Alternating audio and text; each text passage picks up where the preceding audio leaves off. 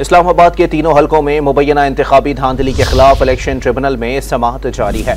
मजीद जानते हैं don news के नुमाइंदे उमर मेहताब बर्नी से। उमर, अब तक अदालती कार्रवाई से आगाह कीजिएगा।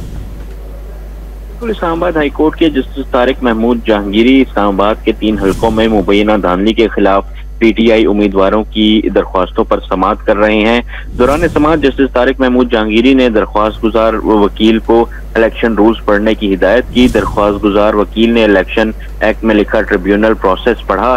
जस्टिस तारिक महमूद जहांगीरी ने फरीकैन को हिदायत की कि ये सारी बातें नोट कर लें, हमने आगे कैसे चलना है। अगर जीता हुआ उम्मीदवार समाअत को इल्तवा करेगा तो ट्रिब्यूनल 15 दिन में इसकी रुकनियत मुअत्तल करके शोकॉज नोटिस जारी करेगा।